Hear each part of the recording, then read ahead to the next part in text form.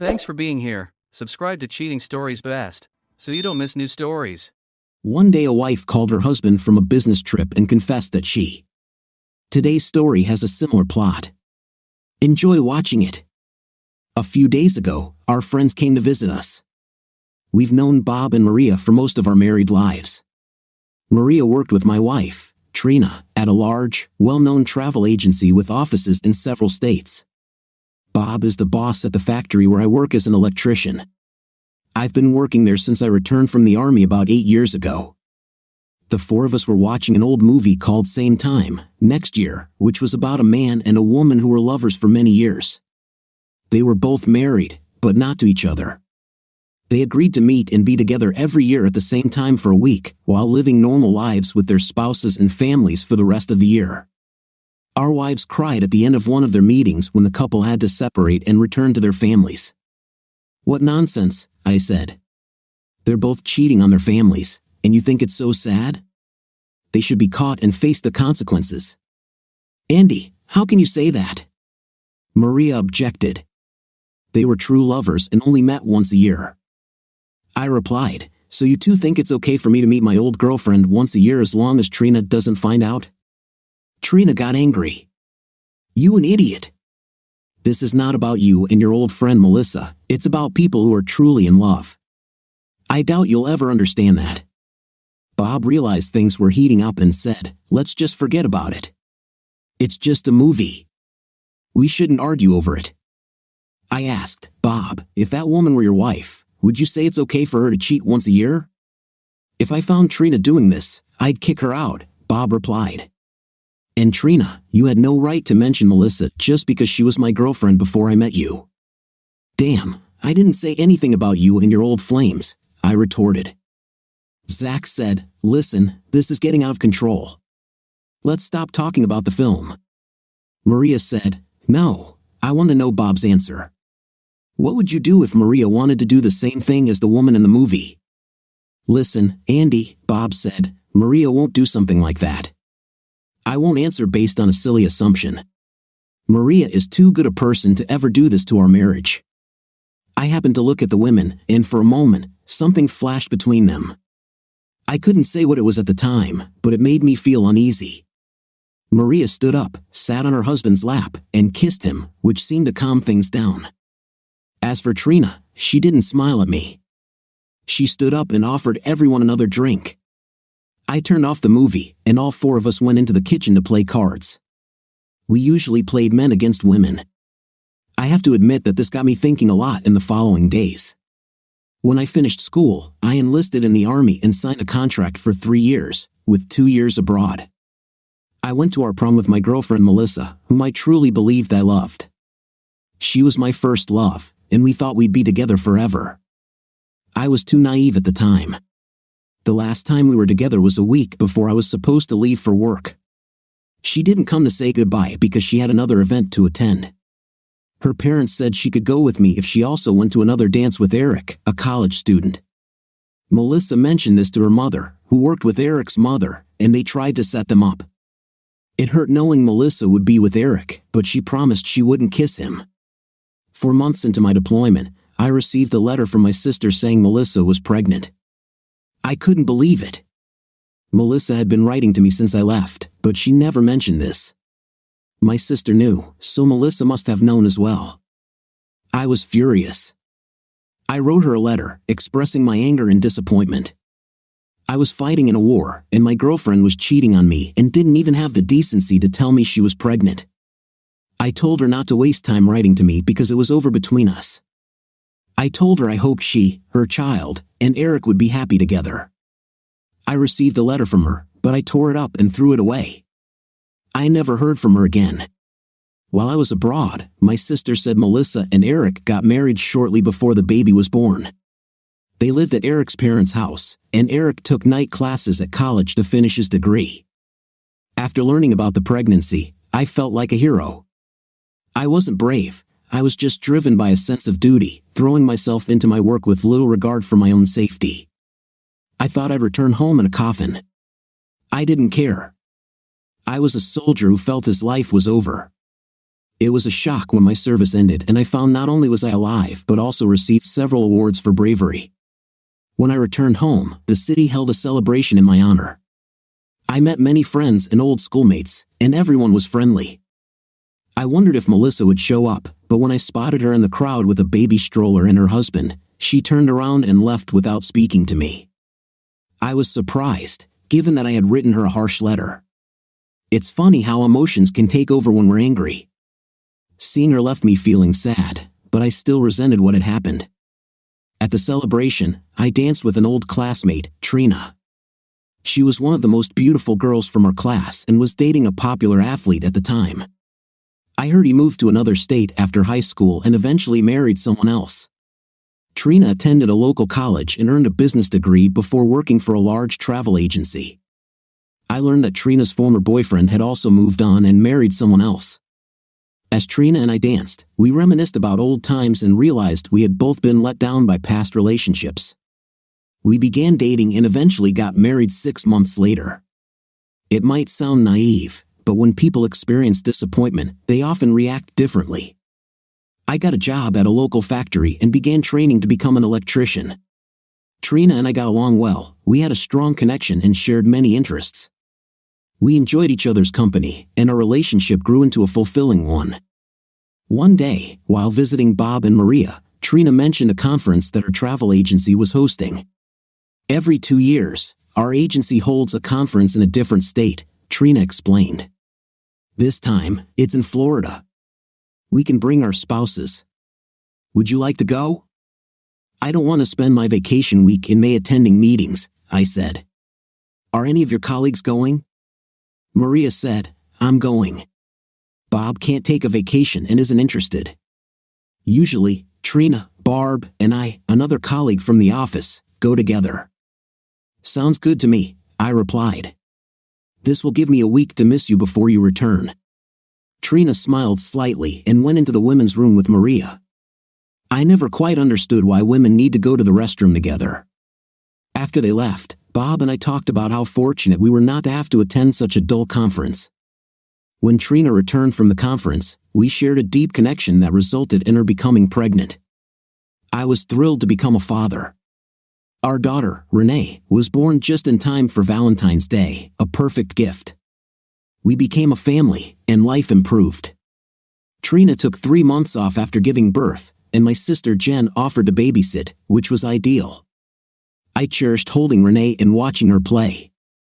However, our relationship was sometimes strained by arguments. Trina would occasionally bring up Melissa, and I'd mention Zach in response. It was foolish to argue about people who were no longer part of our lives, but past grievances often resurface in moments of anger. One day, I asked Jen if she had seen Melissa recently. Sometimes I see her at the grocery store, Jen said. She has the sweetest little girl named Andrea. I know you don't want to hear about her, but she loves her daughter, even though she doesn't seem entirely happy. Well, next time you see her, tell her I have a daughter too, I said. That's rude, Andy. I won't tell her that, Jen replied. A few minutes later, Trina arrived, and we had to change the subject. For some reason, I couldn't just forget Melissa, maybe because she was my first love, or because I still cared about her deep down. I wondered if others feel the same way about their first love. Do we ever truly forget them? Had Trina forgotten Zach? Time passed quickly, and it was soon time for Trina to attend her next conference. I really didn't want to go, and neither did Bob. Plus, I had a 2-year-old daughter to take care of, or at least that's how I explained it to Trina. She and Maria went with their friend. When Trina came back, our connection was strong again. I even thought about suggesting she attend more conferences, as every time she came back, our connection felt renewed. A couple of months later, Trina discovered she was pregnant. 7 months later, our second daughter, Ashley, was born. Valentine's Day was becoming quite special in our house. Life went on, and we lived an ordinary life, with our usual ups and downs. The longer we were married, the less we seemed to have in common. I often thought we might have divorced if it weren't for our 2 sweet daughters, Renee and Ashley. I finally received my master electrician certificate, which meant more work but also more money. I spent my free time with the girls, understanding that they would soon grow up, and I wanted to be there for them as much as possible. Trina and I got along, but it felt more like duty than love. Many of my friends seemed to have similar marriages, trying to maintain appearances but feeling like strangers behind closed doors. I tried to lighten things up with Trina, but it often ended in disagreements. When Trina was planning her next conference, I told her I would go with her, hoping it might strengthen our marriage by showing more interest in her work. At first, she seemed annoyed, but after a few days, she warmed to the idea. A few days later, Bob called and invited me to go fishing in Canada while the girls were at the conference. I tried to explain to him that I had promised Trina I would go with her. Believe me, Bob, I'd rather go fishing than attend a tourism conference. Just tell Trina, I'm sure she will understand. I've already booked the cabin. It was Maria who suggested I ask you. Please at least mention it to Trina. I was on the floor playing with the girls when Trina came home. The first thing she mentioned was the fishing trip. I know about the fishing trip, Andy. I think you should go. Really? I promised you I'd go to the conference with you, I said. This is your first vacation since becoming an electrician. You deserve it, and I don't want to take that away from you, she said with a smile. Call Bob and tell him to save you a spot. I was amazed by her understanding. I told her I would be home in time for our usual time together when she returned from her trip. I quickly called Bob and arranged the trip. That night, Trina and I spent some time together, and it seemed like things were improving. The fishing trip was just what I needed to unwind. My sister looked after the children while we were both away. I asked her to stay one more night so Trina and I could have some time together. Jen just laughed and said she would see me the next day. Trina and I had a passionate evening when she returned. It led to our third pregnancy, and our son, Andrew, was born the following February. All three of our children were born within days of each other in February. As soon as Andrew was born, I decided to have a vasectomy. I told Trina that 3 children were enough and that I wasn't going to use any more birth control. She didn't seem particularly happy or sad about it, perhaps she felt the same way. About a year after Andrew was born, Jen told me that Melissa wanted to talk to me alone. What could she want after all these years? I asked. I don't know, Jen replied. She filed for divorce from Eric, but I'm not sure if that has anything to do with it. She seems scared and needs to talk to you. I was concerned about how Trina would react if she found out I was talking to Melissa. I didn't want to stir up old issues, but I also didn't want to regret not hearing Melissa out. I'd be upset if Trina found out I was in contact with Melissa, I said. I don't even know where Zach lives. Listen, Andy, the last thing I want is to interfere in your marriage. Maybe you can call her from my house or even meet her here. We're just talking, no personal matters involved. I've always cared about her, and I know she wouldn't ask to see me if it wasn't really important, Jen suggested. The next day, I went to Jen's house to meet Melissa.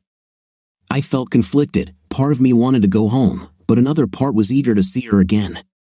I sat in front of Jen's house for a moment, trying to gather my thoughts and figure out what to say. Nervous, I got out of the car and walked to the door. I rang the doorbell, feeling it was different this time. Jen answered the door and asked why I rang the bell. I was at a loss for words. When I walked in, the tension was palpable. Melissa was standing in the kitchen, looking just as I remembered her. She started crying and covered her face with her hands. I didn't know what to do. I hadn't expected this reaction. I approached her, took her hands, and tried to comfort her. I'm so sorry, Andy. I'm so sorry, she repeated through her tears. Her emotional state touched me deeply. 10 years ago, I would have been relieved to see her feeling remorseful, but now everything felt different. Perhaps time had healed some wounds. It's okay, Mel. It was a long time ago, and we've both moved on, I said gently.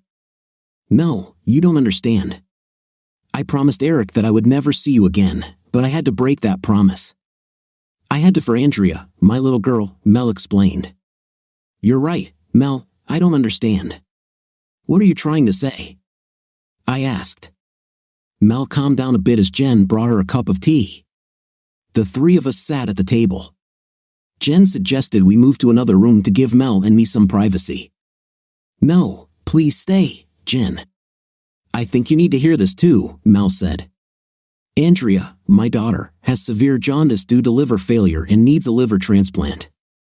The doctor said that family members are the best donors, as they only need to give part of their liver, which will regenerate over time. The problem is, I don't qualify, and we don't have other family members who do. What about Eric? Jen asked. Has he been tested? What about his family members? Mel looked at me and said, Eric is not Andrea's father. You are, Andy. I was stunned and had many questions. Why didn't you tell me sooner? It was my baby, and I didn't know. I was so angry when I got your letter that I threw it away without reading it. I've regretted that ever since. I wrote you a letter with an explanation, but you never responded. I was so hurt by what you wrote that I didn't try again. I'm sorry, Mel said. Eric knew Andrea wasn't his child. We didn't have a physical relationship before marriage. I told him you were the father and that you wanted nothing to do with me. Eric took good care of me and agreed to marry me, but he insisted on being recognized as Andrea's father. I had to agree not to see you again and let everyone believe Eric was the father. Tears welled up in her eyes again. Eric and I got along until Andrea's diagnosis. Now, I had to choose between telling you the truth and keeping my family together. I chose to tell you because my child's life is at stake. Are you willing to get tested to see if you can be a donor? I saw the hope in her eyes. This was a significant decision, and I was uncertain about how Trina would react. Despite the potential consequences, I knew I had to make the right choice. Of course, I'll get tested to save Andrea's life. Please have the doctor schedule an appointment for me, I said, feeling the weight of the decision. Mel hugged me, whispering, I love you so much, always have and always will. She immediately called the hospital to schedule the test, and I had an appointment for Monday. I planned to break the news to Trina soon, knowing I was in a difficult position. I believed Mel when she said Andrea was my daughter. Once I got tested, I would know for sure. Mel had nothing to gain and much to lose by lying to me. I hugged Jen and Mel before heading home, feeling overwhelmed by the situation. Discovering that Andrea was my daughter was a lot to process. I had a child I had never met, the woman I had always cared about was back in my life, and I had a wife who disapproved of my past relationship. Plus, I had 3 children at home. It was a lot to take in. When Trina came home, I decided to wait a while before discussing the matter with her. I didn't want the kids to witness a heated argument, they'd seen enough of that. On Sunday, I took the children to my mother's house, telling Trina I needed to discuss something important. When I returned, Trina confronted me. What's so important that we can't talk in front of the kids? She asked. I tried to explain. I spoke with Melissa yesterday, and there are some serious matters we need to discuss. Trina interrupted, so you went to see her? What does she want from you? Help around the house? Trina, this is really serious. Mel's daughter is very ill and needs a liver transplant to survive. She's asked if I can help. What does that have to do with us? Trina replied, showing a mix of concern and frustration. Why did Mel need to tell you this? Mel explained that Andrea needs part of an adult liver to survive. Family members are the best match, and I'm being tested to see if I'm a suitable donor. Trina's expression shifted to anger. So you believe her? You're the father of the child? And you're going to help? Yes, she says I'm the father, and I'm going to find out for sure. If Andrea is my daughter, I want to help her, I said firmly. I have an appointment for the test tomorrow. What about our family? Have you considered us? What if something goes wrong, or you need time to recover? Trina's concern was evident, but her frustration was palpable. I know this is difficult, but knowing that I could save a child's life, and that she might be my daughter, I feel I have to do this, I said. Trina's anger intensified. So you're putting your ex-girlfriend and her daughter before your own family? You're a poor excuse for a man and a father. If our children needed a transplant, I would be there for them. But I don't want Andrea in our lives. If she survives, I don't want her in our home. I'm going to help this little girl if I can. We'll see what happens after that. I hope you can try to understand, I said. Trina stormed off, and I took the children back home. She barely spoke to me afterward, and I knew our situation was going to be challenging. The next day, I was tested and had to wait for results. I entered the room where Andrea was with Mel. Andrea was beautiful and resembled her mother. At 10 years old, she was small due to her illness. Mel looked relieved to see me. "Thank you for coming," she said with a grateful smile. Andrea looked up at me. "Are you my guardian angel?" she asked. "Mom said you'd come to help me get what I need." "I'm not exactly an angel, but I'm here to help," I said with a reassuring smile. "We'll find out soon if I can." Andrea, though fragile, seemed very perceptive. "Do you have other children?" she asked. "Mom and I have secrets. When I get better, I'll share them with you." "Yes, I have 3 children at home who are younger than you. When you get better, I'll bring my kids to visit you." "I think you'd enjoy meeting them," I said. Andrea smiled weakly. "I'd like that. I don't have any siblings to play with, so it would be nice to have some new friends." Mel noticed Andrea's exhaustion. "Darling, close your eyes and rest. You need to gain your strength." "I'll keep Andy company," Mel said gently. Andrea's eyes closed as she drifted off. I looked at Mel, feeling a mix of concern and curiosity. How much does she really know about me? Mel smiled. "Andrea and I have secrets, just like she mentioned. She'll share them with you when she's better. For now, you'll have to guess." Mel walked me back to the lab, where we waited in the doctor's office. The doctor soon arrived and began speaking. "Mr. Connor, you are an excellent match for Andrea. While ideally, a child's liver would be a perfect match, we can use a part of your liver. It should offer her a good chance at recovery." "I'd like to think of her as my daughter now," I said. The doctor smiled. "That's a wonderful sentiment. Your daughter will have a chance at a full recovery. It might take a couple of months for her body to adjust to the new liver, but given her age, she should recover well." "And what about me?" I asked. "What will the recovery be like?" "You'll be under anesthesia while we remove part of your liver. When you wake up, you'll feel quite sore, as if you've been hit by a truck. Recovery will involve bed rest for about a month, and you won't be able to return to work for at least 6 weeks. Your body will gradually heal over the next year." "Are you serious?" I asked, taken aback. "Yes, that's the reality," the doctor said. "However, Andrea is very fortunate to have you willing to help her. Honestly, without this transplant, she might not have lasted another month. The downside is that we need to schedule the surgery as soon as possible. Can you come in tomorrow morning? I need to work tomorrow and take care of some paperwork. Can we start on Wednesday instead? I'll need all the necessary documents, especially since I'll be away for a while." "Wednesday is fine. My secretary will prepare everything you need. See you then, Mr. Connor." "Just call me Andy," I said. Mel took my arm as we returned to Andrea's room, her eyes glistening with tears of joy. "I don't know what to say, Andy. You're putting your life on hold for my daughter." "I'm doing this for my daughter too," I replied. "I wouldn't be able to live with myself if I didn't help.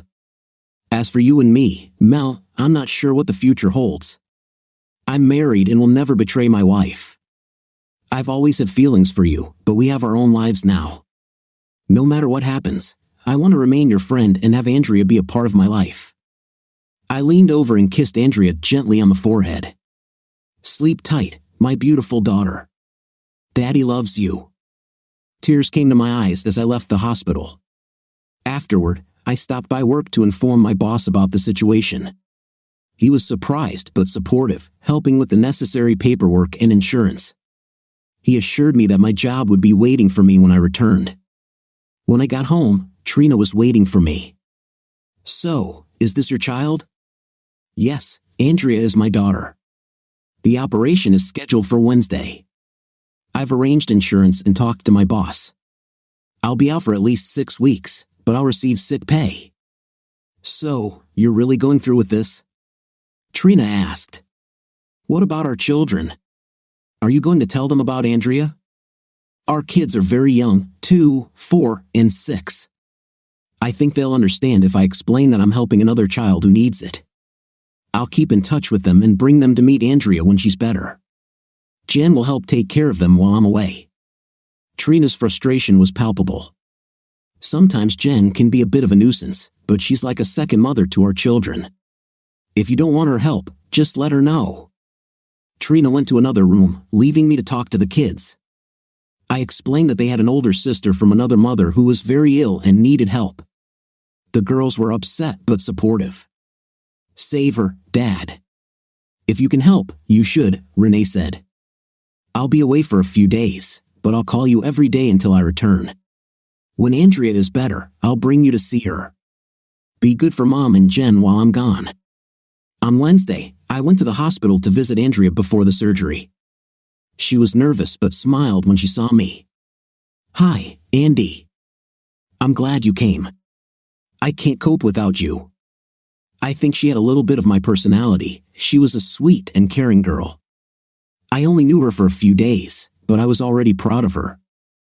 I turned around, and Mel was standing there, all nervous. "Everything will be fine, Mel. Andrea is ready, and so am I." She leaned over and gave me a kiss. "Thank you, Andy. I will never forget what you did for our daughter." I looked at Andrea and saw that she had heard what her mother just said. She just smiled at me, as if to say, "Thank you, Dad." I went to my room and prepared for the operation. When I woke up after surgery, I remembered what the doctor said about how I would feel. He didn't lie. I felt terrible. The nurse came in and smiled at me as she ran her little tests. I told her how I was feeling, and she increased the painkiller. I looked around the room, but there was no one. I knew that Mel would be with her daughter, but I hoped that Trina would change her mind and come to me. I was sleeping, and when I woke up, I heard voices. My sister Jen and Mel were talking. "Hello, little brother. How do you feel?" "You look terrible," Jen said with a laugh. We always made fun of each other. She was as good a sister as you could imagine. She was married but had no children. I don't know why, we just didn't talk about it. "Jen, don't make me laugh, it hurts like hell. How did everything go? Will Andrea be okay?" Mel replied, "It's too early to say anything, but the doctor is very optimistic. He said the surgery went well, and now we need to pray that her body will accept the liver." "I don't give away my organs to just anyone," I joked, which made me laugh, though it hurt. "Andy, I will forever be grateful to you for what you did. You saved my daughter's life." To our daughter. She's still my daughter, even if we're not married. I want to see her regularly. My kids can't wait to meet her big sister. What about Trina? You know, I tried to talk to her several times over the years, but she always walked away. I just wanted to be friends, but she said no. I hope Andrea can be close to your other children. Trina never told me she talked to you ever. As for Andrea, I will bring my children to her. In fact, they told me they couldn't wait to see her and also told me to make her healthy. I promised them I would do my best. The three of us talked for a while, and then the doctor came in to see me. Jen and Mel said they would see me later. I spoke with the doctor, who updated me on my and Andrea's health status. Even though I felt terrible, I called home to talk to the kids. Trina answered the phone and asked how I was feeling. "Okay, I think. I just called to say hi to the kids. I really didn't want to talk much right now, especially with Trina." "Well, I'll probably come see you after work tomorrow." "Today was too busy to leave," Trina said. She handed the phone to the children, and they all spoke at the same time on different phones. I told them that I would talk to them the next day, but just wanted to let them know that I was okay and that I missed them. "How's the girl, Dad? Is she feeling better?" Renee asked. "As far as I know, she is getting better. I need to rest now, girls. Give Andy a kiss for me, and I'll talk to you tomorrow. I love you all very much and miss you." "We love you too, Dad. Bye." The next day, Trina actually came to see me. She asked how I was and how Andrea was. She didn't really seem bothered, it was more like she was asking because she felt she had to. She spent most of her time telling me about a special meeting she might have to attend in Chicago, which was supposed to be in a month or so I'd be out of the hospital and able to look after the kids. She said my sister Jen was with our kids now so she could come and visit me. Her visit left me wondering if she wanted to stay married to me. I had no specific reason to think so, but I had a feeling that she was hiding something. It wasn't a sixth sense, just a feeling. She kissed me lightly on the lips and said she would be back in a few days, then got up and left. A little later, Mel arrived, and the atmosphere in the room changed. I realized that I had married the wrong woman, but it was too late. I had made my choice and now had to do everything possible to save my marriage for the sake of my children. I called my kids every night and talked to them as I promised. It was so nice to hear them argue about who would talk to me. Even little Andy got his turn on the phone, his first words being, "Dad." The next few days passed without much of an event. Trina did come, and so did my sister Jen.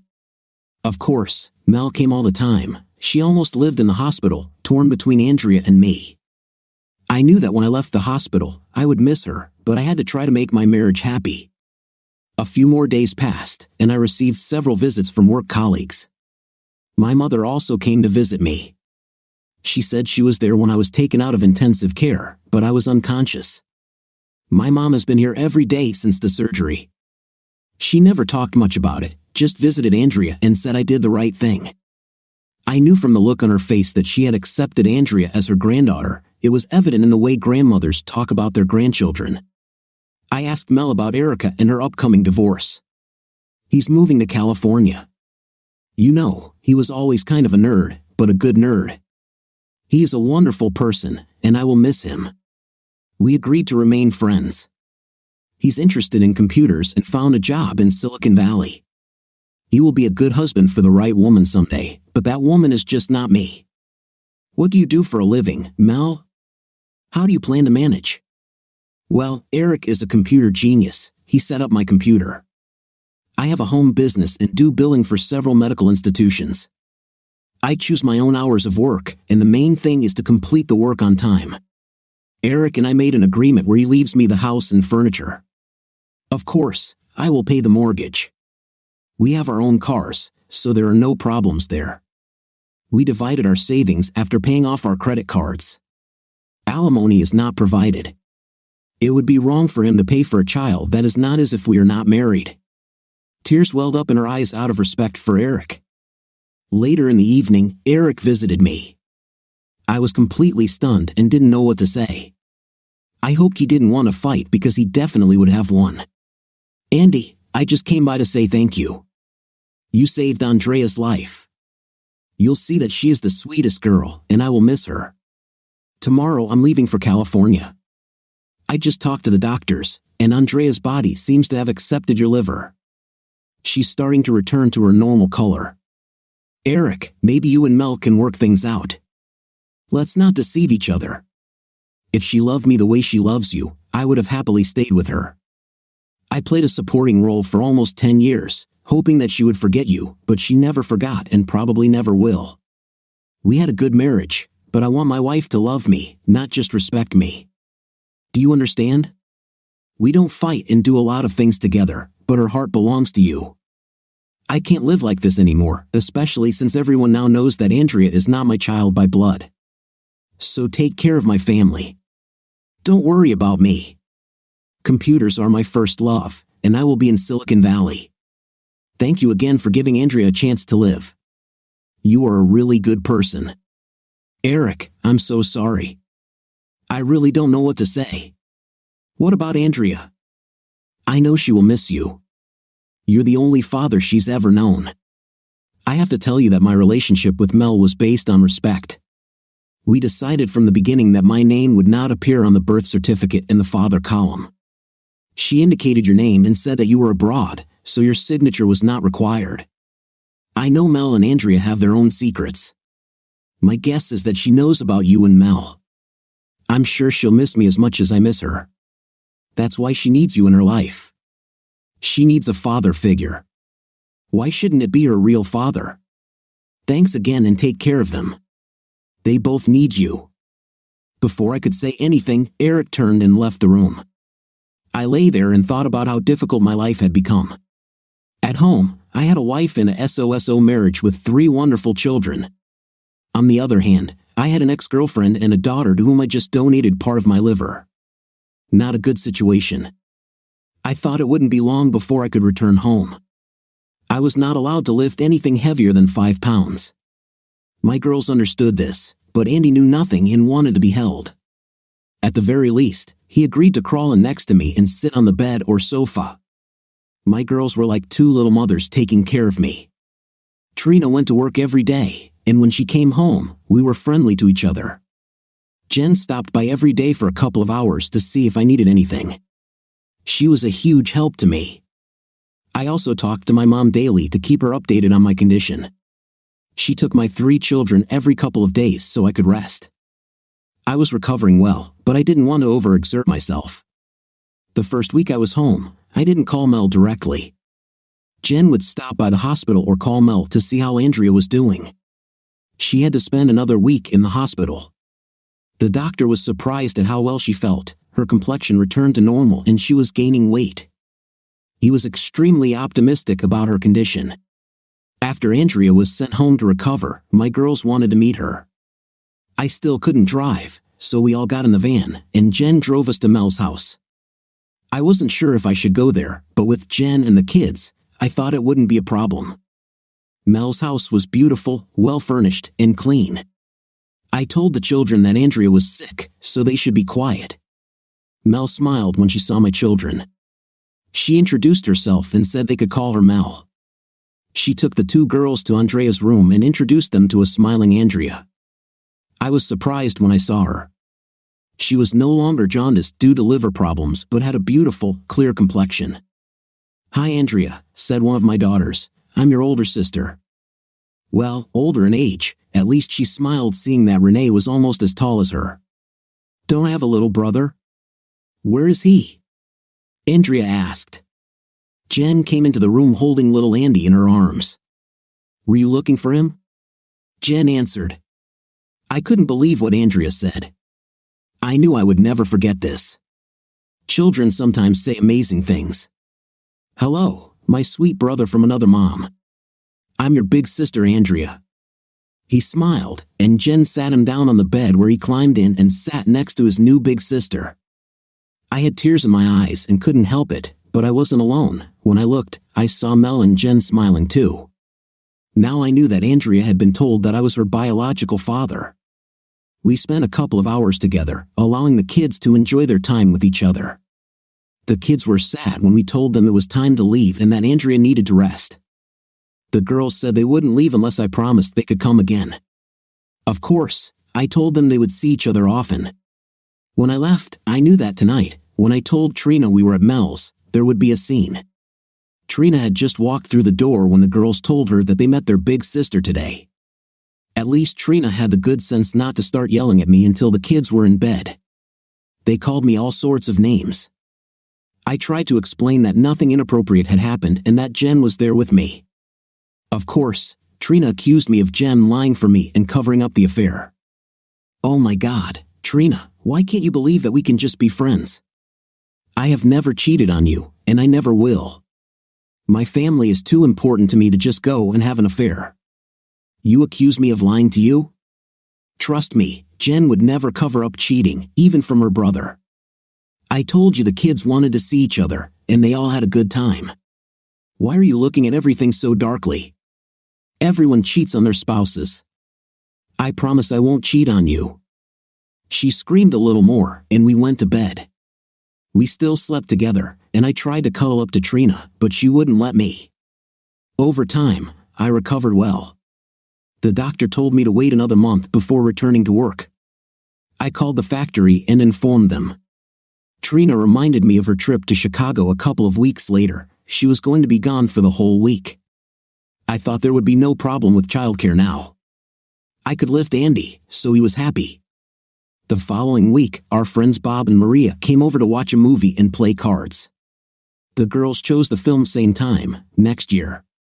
This brings us to the current point in the story. As I mentioned at the beginning, something happened between Maria and Mel. I kept thinking about the look they exchanged with each other. I saw Trina whispering something to Maria before she and Bob left. I knew something was wrong, but I wasn't sure what. Things haven't been going well for us since my surgery. We haven't been intimate for a while. I thought I'd try again when we got into bed. I put my hand on her lower abdomen.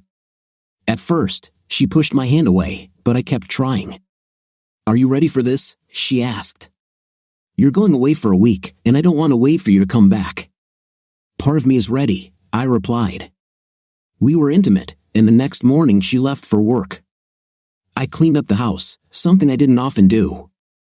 On her dresser, I noticed a package of birth control pills. When did she start taking them? I had a vasectomy over a year ago. I took them out and put them on the dresser. I opened them to see if she was taking them regularly. I knew I would ask her about it tonight. I hoped she had a good reason to use birth control. Our marriage was already on the rocks. I looked around for anything else that might be a concern but found nothing. Neither of us used the computer much at home, and we had the same email address, so there was nothing unusual there.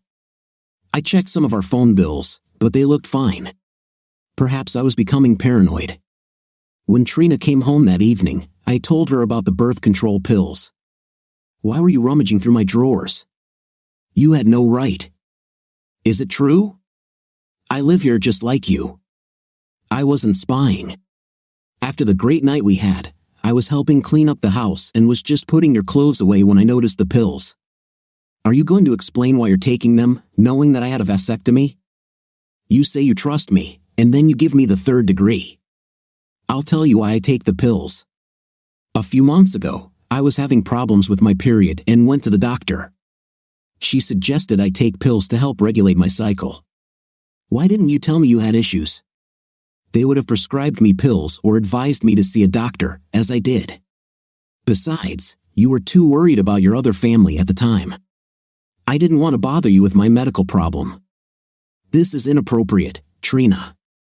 You are my wife, and you mean a lot to me. I'm sorry I doubted you, but I got worried when I saw the pills. I was afraid. I was afraid that you might have an affair. I'm really sorry. Okay, now you know why I take the pills. It's not because I want them, but because my doctor prescribed them. I felt better after talking to her. I admit I still had my doubts, but I wanted to believe her. On Thursday evening, we were intimate again. It was almost an instant repeat of that day. On Friday morning, she was in a great mood. She kissed me and the kids goodbye before leaving for Chicago. I told her to hurry back so we could pick up where we left off. On Saturday, I took the kids to see Mel and Andrea. We spent the day together like one big happy family. I wished my life could be like that with Trina instead of constantly fighting. There were feelings between Mel and me, but we both knew better than to act on them. On Sunday, while watching TV with the children, there was a knock on the door. I answered and saw two old school friends, April and Mandy, who graduated from high school with Trina and me. They were gathering information for our next high school reunion. They had our address for Melissa, though I had forgotten she mentioned this. I invited the women in and poured some tea. We started with the usual questions about how we were doing and what was new. April spoke first. "So Andy, tell me what's new in your life and where you're working for our book." I shared a few facts about joining the service and my current job, not mentioning the surgery. Then they asked about Trina. I told them about the travel agency she worked for. Mandy looked surprised. "Oh my God, this is so weird. What's weird about working at a travel agency?" I asked. "It's just that her old boyfriend, Zach Carter, works at the same agency, but in Chicago. It's strange that both old friends are in the same company but different states." "How do you know that, Mandy?" "We spoke to his mother last week. She told us all about him, how rich and powerful he is. I remember in high school, all the girls wanted to date him. His mother says he is still in great shape and exercises every day. Can I get a copy of his profile? I think Trina would like to contact him." I was more interested in the information for myself. I began to suspect that Trina knew everything about Zach. "Andy, I have an extra copy of his profile, but you might have a hard time finding him. According to Zach's mother, his wife is an Illinois state senator. You might need to get tested just to see them. Mandy laughed, and I laughed with them, but inside I was burning. After receiving Zach's profile, I said goodbye to my old classmates. I thought I'd call Bob to see if he knew anything about Zach. I decided against involving Maria and called Trina's room in Chicago instead. The phone rang 5 times before Trina answered. She seemed to be breathing a little heavily. "Hello," she said. "Hello, dear wife. How are you this fine morning? Why are you calling me, Andy? We said you should only call if it's an emergency. Are the children okay?" "The kids are fine, but their father is a little upset." "Why did you call, Andy?"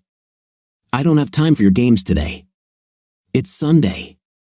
You don't have meetings on Sundays, do you?" "Oh, I forgot. You're having one of your secret meetings with Zach. Did I interrupt?" "Enough, Andy. I've heard enough of your nonsense. We'll talk about it when I get home next week." I can hear him in the background. "Of course, you can't have a conversation and keep it quiet. I'm going to hang up now. We'll talk about this when I get home.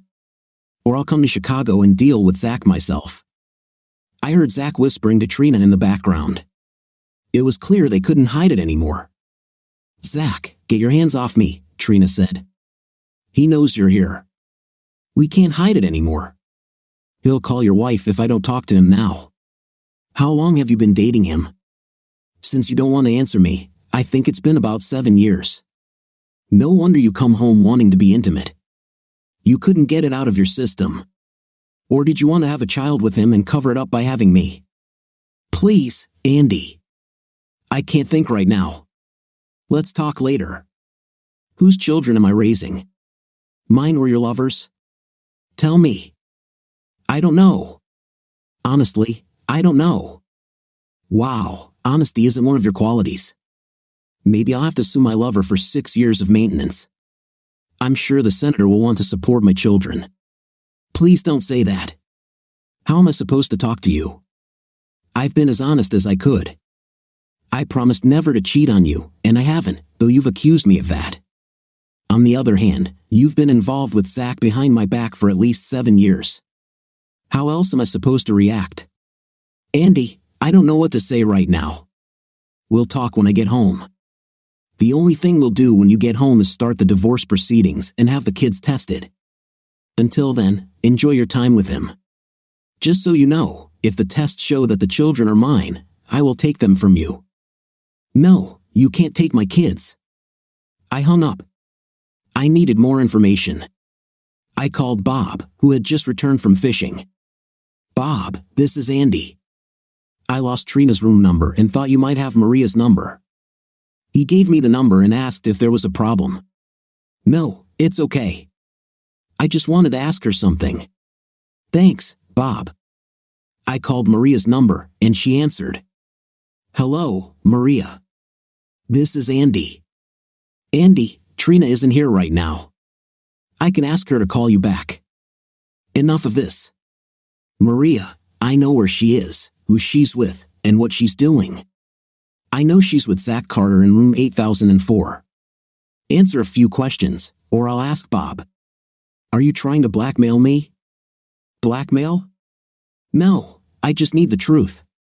If Trina's been unfaithful for 7 years and you covered it up, then you need to tell me everything, or I'll inform Bob about this." "What do you want to know, Andy?" "So, did you also have an old boyfriend?" "Please don't tell Bob. I did have a relationship with someone before, and I felt so guilty that I stopped sharing a room with Trina. It was a mistake, and I'm truly sorry." "Who was it, Maria?" "Please, Andy, it was a friend of Zach's. I want to move on and forget about it. Don't tell Bob. Tell me everything you know about Trina and Zach, and I promise not to tell Bob about this conversation." Trina found out Zach worked for the same agency and started seeing him again during seminars. She said she always loved him and made a mistake marrying you. They often stayed in their room and only went out for dinner. "What about the children?" "I don't know what to say. Trina hoped that the children were Zach's as a way of getting back at you. But as far as I know, she wasn't certain. Let's not lie, Maria. Trina and I will be getting a divorce, and I will have the children tested. I will keep my promise and not tell Bob about this conversation. As for other matters, I won't hide anything from him. I needed someone to talk to. I wanted to talk to Mel but wasn't sure it was wise. I didn't want to drag her into this mess. I called my sister Jen and asked her to come over. She sensed the urgency in my voice and said she would come right away. Jen and I discussed everything and considered different scenarios. I was very confused and didn't know what to do next. I understood why there might be temporary measures for such situations. I was ready to confront Zach and Trina if they walked through my door. Jen and I agreed it would be worth informing Zach's wife. I found Zach's profile, which had his home number. I called, and the secretary answered. I'd like to speak to Mrs. S. Carter. Who is this? This is Andrew Connor from Ohio. Are you Mrs. G.Y. Carter? Yes, but I'm known as Senator Conroy. My husband's last name is Carter. Well, Senator, your husband is involved with my wife at a hotel. I thought you should know. Damn it, he said he wasn't seeing anyone else. Is her name Trina? Yes, Trina Connors from Ohio. She will soon be my ex-wife. Mr. Connors, thank you for letting me know. I can't talk now, but my staff will contact you. I'd prefer to speak with you personally, not through your staff. I just wanted you to know about your husband's actions. I hung up, realizing she knew about her husband's infidelity. I wondered if Trina was his only mistress. Now, all that was left was to wait for Trina to return and start the divorce proceedings. The most challenging part would be determining if the children were biologically mine. What if they weren't? I had raised each of them from day one. They were my family and my life. Around midnight, there was a knock on the door. I sat on the couch, contemplating my problems. I had tucked the children in, hugged and kissed each of them, and wondered if they were truly mine. I desperately wanted a drink, but after my liver surgery, I couldn't have alcohol for at least a year. The knock came again, and I went to answer it. A policeman stood at the door. I'm Officer Bates with the Sheriff's Department. Are you Andrew Connor, Trina Connor's husband? Yes, officer, that's me. What happened? I'm sorry to report that your wife was killed in a car accident in rural Illinois. I was asked to inform you. I was shocked. Just a moment ago, I was filled with anger towards her, and now she was dead. I couldn't believe it. I wanted to wake up from what felt like a nightmare, but it was real. What happened, officer? Are you sure it's her? Maybe it's a mistake? I'm sorry, Mr. Connor. There is no mistake. It was a car accident, and both individuals in the vehicle were killed. The car went off the road, overturned, and crashed into a tree. You said both. Was Maria the second person in the car? No, sir. It was Zach Carter. I was stunned. I had thought it might have been Trina and Maria returning early, but that wasn't the case. This meant Trina had spent time with Zach even after our conversation. Yes, I knew Zach. He worked in the company's Chicago office. I haven't seen him for many years. What time did the accident happen? About 7 o'clock in the evening, give or take a few minutes. It took us some time to gather information and contact you. Again, Mr. Connor, I'm sorry to bring you this news. If you contact the Chicago Sheriff's Department tomorrow, they can provide you with more details. Good night, sir. Thank you, officer, I said, closing the door. I was overwhelmed by a mix of emotions: hatred, loss, love, disgust, and even fear of what to do next. I had 3 small children to care for and had to find a way to tell them about their mother's death. I couldn't sleep and didn't want to call anyone at that hour. I knew tomorrow would be one of the hardest days of my life.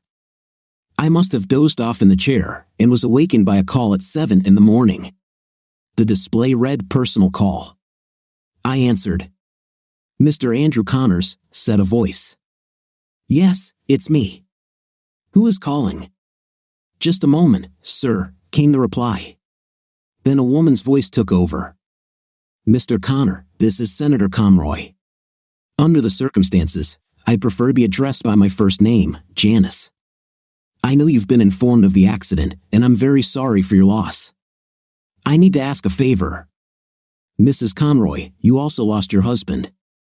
I understand this is a difficult time for both of us. What do you need? Could you avoid mentioning the affair between my husband and your wife? I know it's a lot to ask, but it would have a severe impact on my political career. I can't change the past, but I hope to manage the situation quietly. You may receive calls from reporters. I can handle my end, but I'd appreciate it if you could keep the affair from becoming public. I will keep the affair private if you agree to two things. Provide me with a detailed report on the accident, one that might be hidden by high-ranking officials, and a sample of Zach's DNA. I need to know the truth. I understand. I will get you what you need after the funeral. I hope you keep your promise and don't disclose the affair. I always keep my promises, Janice. All right, I'll arrange for the reports to be sent to you as soon as possible. Thank you. I hung up and made myself some coffee. I knew it was early, but I called Jen and told her about the accident. She was surprised but agreed to come right away. I also informed my parents, who always woke up early. The next difficult task was to inform Trina's parents. Her father answered, and I conveyed the sad news, explaining that Trina and Zach were going out to dinner when the accident occurred. They asked me to keep them updated, and I agreed. My children woke up, and I made them breakfast. When Jen arrived, we gathered in the living room to tell the children. Kids, you need to be very brave. Mom has died and won't be coming home. Tears welled up in their eyes as they started crying. Little Andy saw his sisters crying and started crying too. It was the hardest thing to see my children upset. I hugged each of them and let them cry, trying to be strong, but I cried as well. I held the girls while Jen comforted Andy. We tried to answer all their questions. There was a knock on the door, and Jen called out, "Come in." It was Mel, who came in looking concerned. "I'm so sorry to hear what happened," Mel said, tears in her eyes. Ashley ran to Mel and sat on her lap as Mel began to gently comfort her. Andrea sat down next to her mother. "How did you know?" I asked Mel. "Jen called me after you did." "I hope you don't mind," Mel said. "Of course not. I was just surprised." After the children had calmed down a bit, Andrea offered to take them to their rooms and play games with them, which was a relief because the phone started ringing immediately afterward. Journalists and reporters kept calling, asking the same questions. I would get frustrated and hang up. Jen decided to handle the calls. She answered the next call, saying, "I don't understand why you journalists keep bothering us. My brother just lost his wife, and he has 3 small children. We are not celebrities, we need privacy. The fact that Zach Carter was married to a politician in another state is irrelevant. If it's so important, why not contact her instead?" We turned on the news, which reported that a local woman had died in Chicago last night. She was with Zach Carter, the husband of State Senator Janice Conroy.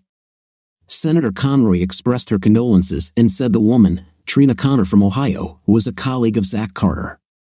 They were returning from dinner when the accident occurred. "I see now why we're getting so many calls," I said. "I think we should prepare a statement for the reporters and stick to it until they leave us alone." I answered the next call. "Hello, this is Andrew Connor. I'll tell you what I know. Zach Carter and my wife, Trina, worked for the same travel agency, but in different states. They occasionally met to discuss travel opportunities. They went to dinner and were returning to her hotel when the accident happened. I talked to my wife that morning and knew they were friends from school. It was a terrible accident, and we will miss her. For further inquiries, please contact Senator Conroy." I hung up, and Jen and I took turns answering calls, which were becoming increasingly repetitive. Mel, noticing the tension, joked, "You're a brave man, trying to give your late wife's clothes to your ex-girlfriend." "They were beautiful," I said, trying to explain. "I just wanted to be generous." Jen suggested, "Let's have a garage sale and sell the clothes. They should bring in some good money." Just then, the phone rang, and I heard a familiar voice. After hanging up, I asked the women to take the children to the park or somewhere for a couple of hours, as someone important was coming over to talk with me privately. I promised to explain everything later. When they left, there was a knock on the door. Senator Janice Conroy and her driver stood outside. I invited them in.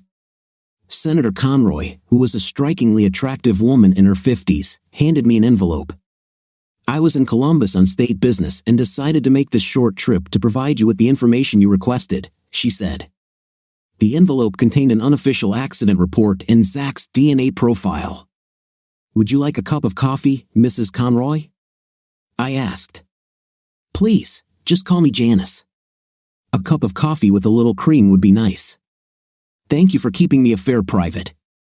It wouldn't help anyone if the truth were known, she said. I received a call from the insurance company. They want to discuss a possible settlement. Janice, I don't need your money. I just want this to end so my family and I can move on with our lives. Andy, dozens of lawyers will offer you settlements, promising millions if you contact them. The case could drag on for years. The insurance company wants to settle quickly, and so do I. They've made you an offer that, if accepted, will close the case and ensure no one bothers you anymore. What kind of proposal is this? I asked. Is this your money? No, it's the insurance company's money, Janice explained. They're offering $100,000 for each of your children to be put into trust accounts. Payments will be available once they turn 18, and you'll be the custodian of those accounts. They'll only be able to access the funds with your permission until they turn 25.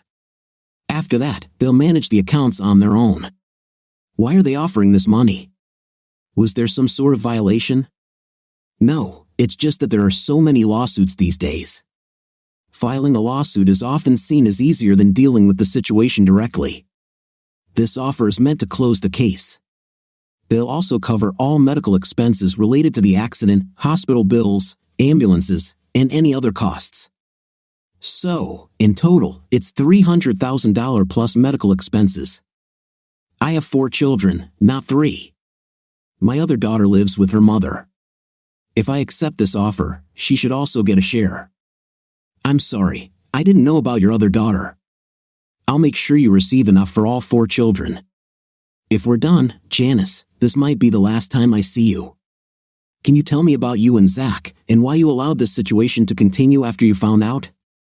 Yes, you deserve to know, Janice said. I met Zach when he was in college. He was quite rough around the edges. I was asked to teach political science, and we became friends.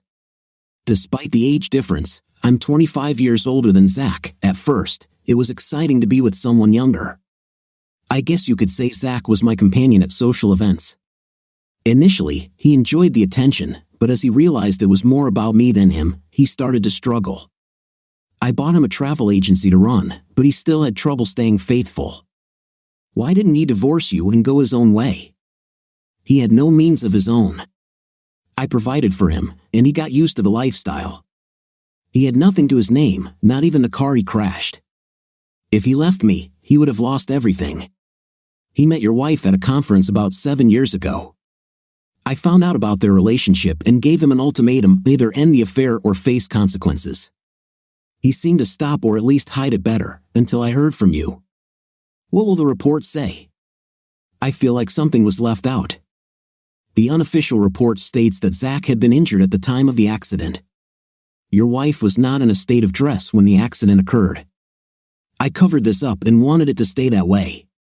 Witnesses reported that a black SUV may have caused Zach's vehicle to spin and lose control. The official report says the witness was too far behind to be certain about the SUV's involvement. Are you involved in their deaths? No, I'm not. There are others involved in this, and I don't want to know more. I had my own feelings for Zach, and he was a significant part of my life. Thank you for providing the information, I said. I still have questions, but I'll leave them for another time. Janice left, and I opened the envelope. The report confirmed many of the details she'd shared. I now understood the full context of my wife's relationship with Zach. When everyone returned, I explained to the girls who my visitor had been and what had transpired. They were surprised to learn about Janice Conroy's involvement. I shared our agreement and that the senator had fulfilled her part. Mel expressed concern for me, saying, even though you're dealing with a lot, you need support. It's important to talk about these things with someone. The girls were upset after reading the report. They hoped that Trina might have felt remorse. After talking to me that morning, I shared some of the things Janice Conroy had revealed. My sister Jen said, "I know it's terrible to say, but maybe Trina's death was a blessing. How much worse could it have gotten if this had continued, especially with the children involved?" I knew she was right, only she said it out loud. That was Jen for you. She wasn't afraid to speak her mind. After she left, I sat at the table, reading the report again and looking at Zach's DNA report. Mel sat down next to me. "What are you going to do about it?" she asked, pointing to Zach's DNA report. "I have an appointment at the clinic tomorrow to check on the kids and see if Zach is their biological father." "Don't do this, Andy. For your sake and for the sake of your children, don't do this." "I need to know, Mel. I need to know why. Why is it so important now? Zach is dead, Trina is dead, and nothing good can come from this. What if you're not the biological father? What then? Will you give up your children? Send them to an orphanage? Will you raise them with resentment in your heart? Please, Andy, think about it. You are their father. You've been with them from their first days, attended their births, changed their diapers. Most importantly, you've always been there for them. They call you Daddy. No one else. Don't plant these thoughts in their heads and hearts. Please, promise me you'll think about it." "Okay, I'll think about it tonight. If we go, I'll come see you tomorrow after we finish." Mel kissed me lightly on the lips. It was a gentle gesture, and she called Andrea, then they went home. I kept my promise and gave the situation serious thought. It was already close to lunch the next day when I pulled up to Mel's house. The children jumped out and ran toward her. Andrea was at school, but Mel told them they could play in her room. Renee was supposed to be at school but had already been let out a day early. "You did it, didn't you?" Mel asked. "Sorry, but I promised the children," I replied. "What did you do this for?" "I promised the kids I'd take them to McDonald's for lunch." "I'm keeping my promises," I said with a smile. "So, you didn't go through with it?" "No, I thought about what you said. They are my children, and always will be. I wanted to keep it that way." "So what now?" Mel asked, sitting on my lap. "This is the closest we've been since the funeral, other than the occasional kiss," I said. It felt nice to be close to her. "You're a wonderful woman. We mourn for a while, then we start dating, and then you ask me to marry you.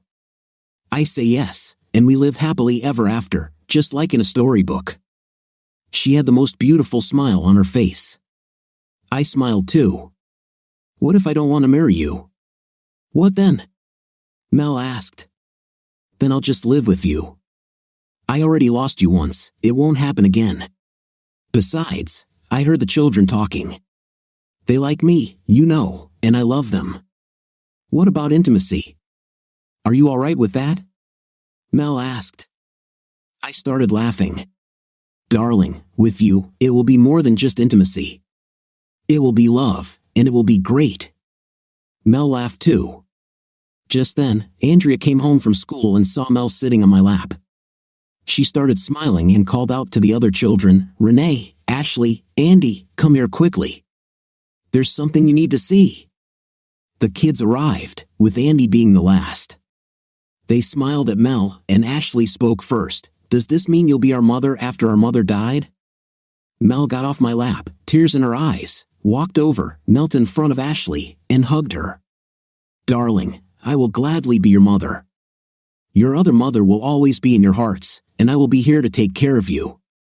Andy wanted a hug too, so he walked over, and Mel hugged him as well. Renee came up to me and asked, "Dad, when will you get married and where will we live?" "Well, honey, first I want to make sure you kids want us to get married." "Of course, Daddy." "What a silly question. We already love Mel. We just want to know where we're going to live." "Well, I haven't even asked Mel to marry me yet." "Well, do it, Daddy. Do it right now," the kids exclaimed. Even little Andy joined in. I laughed, and Mel almost cried. I walked over to her, took her hand as she stood up, knelt down in front of her, and said, "Mel, the kids and I love you. Will you be their mother and my wife? I need to buy you a ring to make this official. I didn't plan this for today, but I can't think of a better time with better witnesses." Before I could finish, the children began to shout, "Answer him, Mommy! Answer him!" It was funny how, even before she answered, the children started calling her Mom. Mel looked at me and said, "I've thought about this for a while. Yes, I will marry you, Andrew Connors." The kids jumped up and down, cheering, "Kiss her, Daddy. Kiss her and make it official." I did just that, and it felt wonderful. The kids knew that it would be a while before we got married. We had many things to plan. "But we'll see each other almost every day," Mel replied.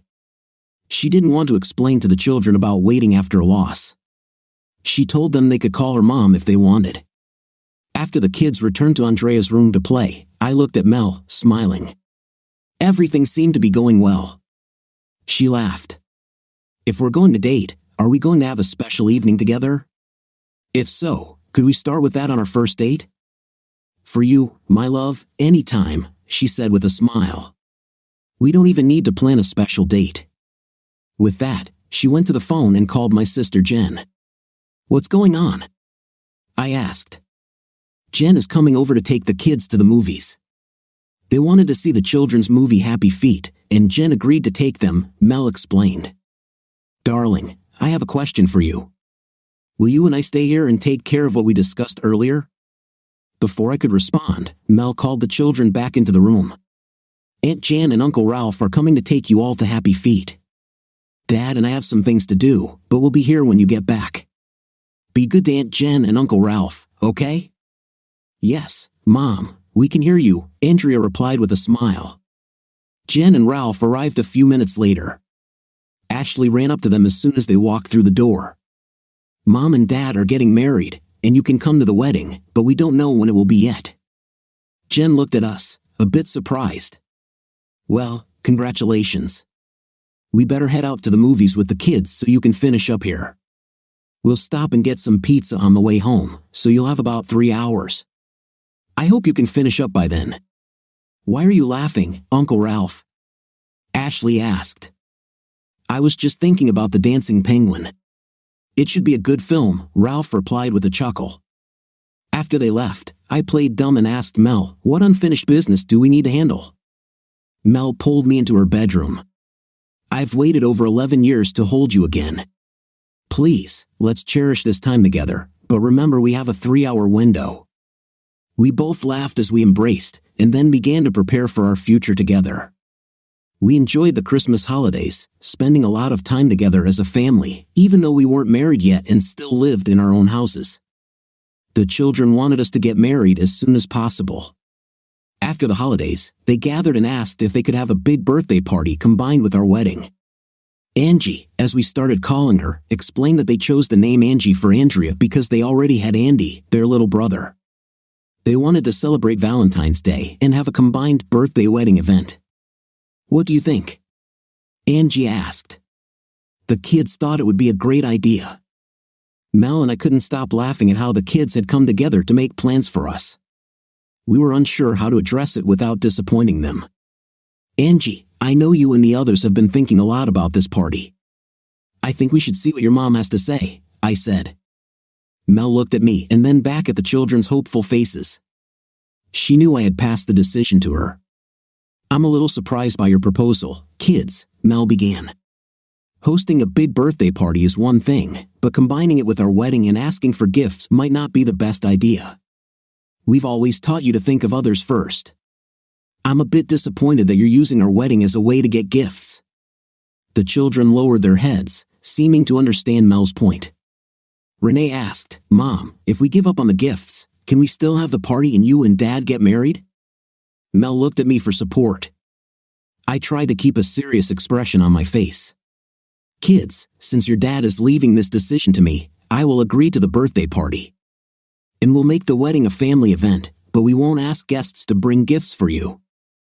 I was completely surprised by Mel's willingness to turn the event into a family occasion. The children cheered with joy, hugging Mel and then me. We had a month and a half to organize everything. I returned to work, and most of the planning fell on Mel's shoulders, though Jen was there to help her. They became best friends, closer than most sisters. The girls rented a hall at the church, and since Mel was a member, it was easy for her to secure the hall and the pastor for the weekends surrounding Valentine's Day. Our color scheme was red and white with lots of hearts. The women from the church offered to cook dinner, but we insisted on paying for all the food and the cake. It was a small wedding. Jen was the maid of honor, and her husband Ralph was my best man. We had 2 young assistants, a flower girl and a ring bearer. Guess who they were? I was in a nice suit, and Mel looked angelic in a blue dress. When the music started, tears filled my eyes. My son walked first, carrying a cushion with a ring, followed by my daughter Andrea, also in blue. Renee walked behind her, wearing a blue dress, and Ashley, as the flower girl, came next. When Mel was led down the aisle by her father, I could see she was just as emotional as I was. Despite my nervousness, it felt right to marry the love of my life after years of a turbulent relationship with my first wife. When the priest said I could kiss the bride and the applause followed, I realized just how many old friends and family members had gathered. Until that moment, I had been completely focused on Mel. In the reception hall, a large banner read, "Congratulations to the Connors family on their recent marriage," while another banner said, "Happy birthday to Renee, Ashley, Andy, and Andrea, whose birthday isn't until March." The children were thrilled to see the banners, and there was a stack of birthday cards for each of them. We had mentioned in the invitations that the event would be a combined birthday and wedding celebration, making it a perfect Valentine's Day. For our honeymoon, we decided to wait until June, when the kids were on vacation, and took them all to Disneyland. We got adjoining rooms, with the kids sharing 2 double beds and us having a king-size bed. During the day, we enjoyed the park with the children, and at night, we enjoyed some private time together. The kids couldn't understand why we were so tired every morning. When we returned home, Jen shared the news that she was expecting her first child. We were thrilled for her and Ralph, knowing they had been trying for a long time. Now, Andy would have a little buddy to grow up with. We decided to sell my house and move into Mel's, which was larger and well-maintained. We auctioned off most of the furniture from my old house and made the transition smoothly. The children were excited to have new furniture for their rooms. The insurance checks arrived, and we set up separate accounts for the children's future needs. That was the last we heard about the accident. We also read that Senator Conroy was re-elected by a landslide, a testament to the sympathy he received. Life can throw many challenges our way, but sometimes, if you handle them well, you end up hitting a home run. It was the same for us. I never tested the kids with Zach's DNA information, though I kept it safely stored. Maybe, when I'm older, I'll have the courage to compare it. For now, when one of my children runs to hug me and calls me Dad, I know I made the right decision. What do you think of our story today? I think the husband had the right to take a DNA test, but I don't know if that was his ultimate goal, but fate had it differently. What do you think? Write in the comments. See you in the comments.